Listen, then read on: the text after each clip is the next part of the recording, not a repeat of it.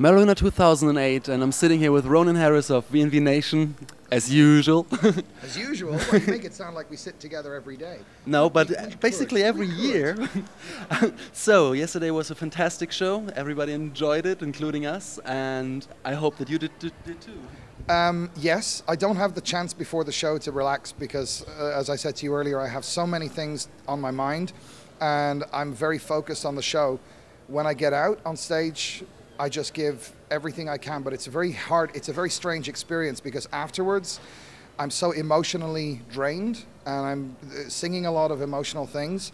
But during the show, as soon as it starts, suddenly the moment you've been preparing for days happens.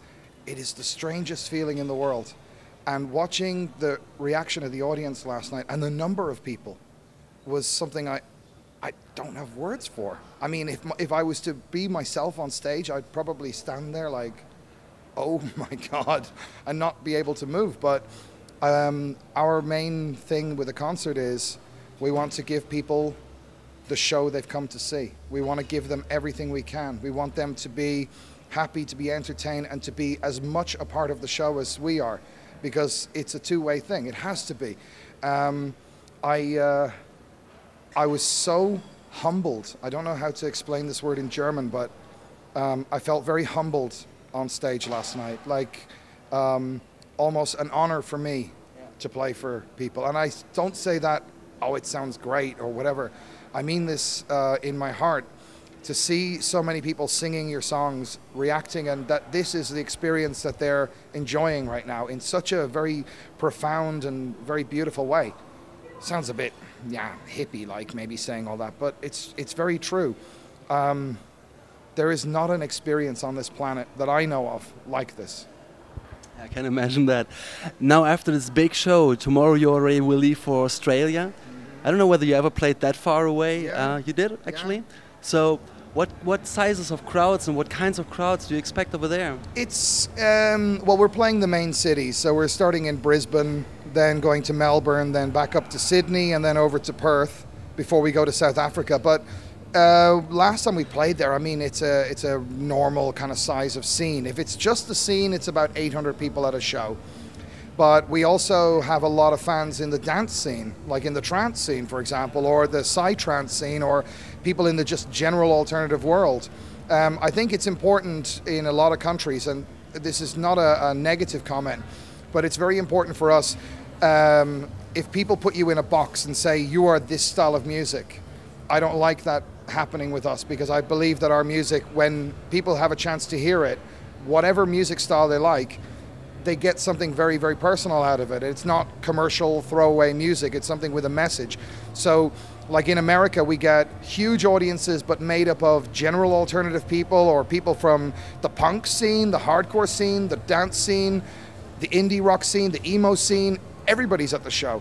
So when we play Australia, if we just play to scene people, it's maybe between 600 and 800 a show, but it's important to go out there. We don't make any money on these shows. It's like when we went to South America, the deal was pay for our flights, pay for our hotel. That's all we want. Yeah.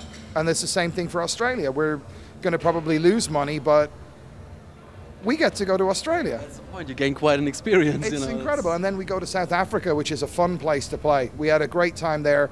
This will be our third time in South Africa.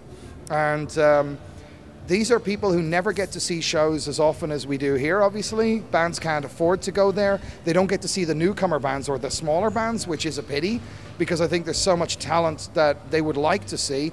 And you know how it is in the scene. People always like the smaller, the band that they can reach. And same thing for me. So we're really looking forward to it, because we get a chance to spend some quiet time doing things like last time in South Africa, we went to a lion park, to a safari, but it wasn't like a zoo like here. It's just an open land, and there's lions and tigers walking around. It's okay. We got attacked by hyenas about 4 years ago. We were driving through a hyena section, and they love to attack the cars. Okay. And now they have them behind. Last time we went back, we went to the same place again, and now you can't drive through the hyena section. Like, they were really attacking our car. like 6 of them. And when you see hyenas on TV, you think, yeah, they're maybe a bit bigger than a dog. No, when they stand up, they're higher than me, and they're really vicious. Really, so any interesting experiences.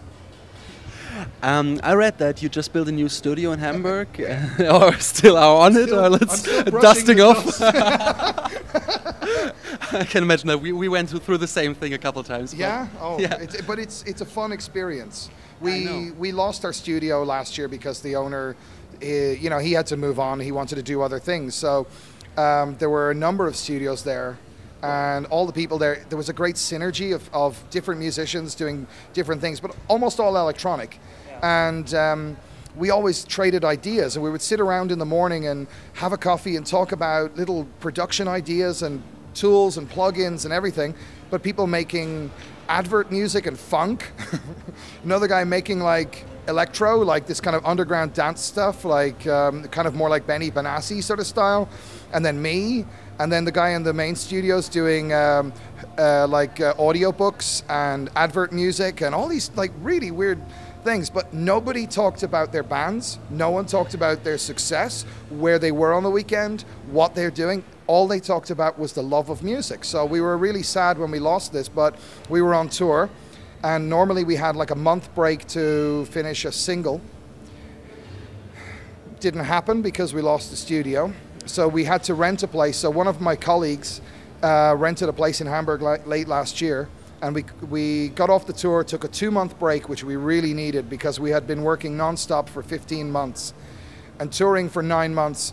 We loved the tour, we loved the shows, but when you finish the tour, you realize, I can't go on doing this. I need a break. So between March and the end of June, I've been renovating, building studios with, well, some people have been building them, and I'm involved in it, and now I've got a garden in the place because I thought, hey, we can have a garden, we can do all these things we want to do, and it feels like a home, like there's a really nice kitchen and a chill out area where we all sit around and talk, and I'm with some of the people from the old studio. So it's good when you meet good people and you have good times with them. Don't lose that. So now it's ours. We don't have a problem with a rent contract ever. I'm always moving studio for something happens that I have to move. So I'm now starting on all of the backlog, all of the things that I couldn't finish. I'm working my way through them. And this month or 3 weeks when we're in Australia and South Africa is the only big section of the year where I'm not going to be in Hamburg. So I'm looking forward when I get back to finally finishing an album of unreleased material, live tracks, other versions of songs from the last 2 albums, remixes that people did, things we wanted to release on singles. But for one reason or another, something always happened to stop it. And I think now maybe it's probably better if it all comes in a fan pack and something that's for them, something special. Because, I mean, our fans are something we love meeting them, we love talking to them about what the music means to them. And even if it's just people who like a song or 2 songs, whatever, because it reminds them of a special moment, all of these people come together. This is for us, the people who have brought us to where we are. And so I would like to make something very special for them because they like collecting the CDs and it's just fun. All these songs are sitting there, I'm not doing anything with them, get them out. And then there will be an album in 2009. Great. Then I wish all the best for Australia and South Africa and for the rest of the year, for finishing up your studio and finally getting back on Mark. Thank you so very much. Yeah. Really, so a real pleasure. Thank see you you next so year. much. Thank you, everybody. All right.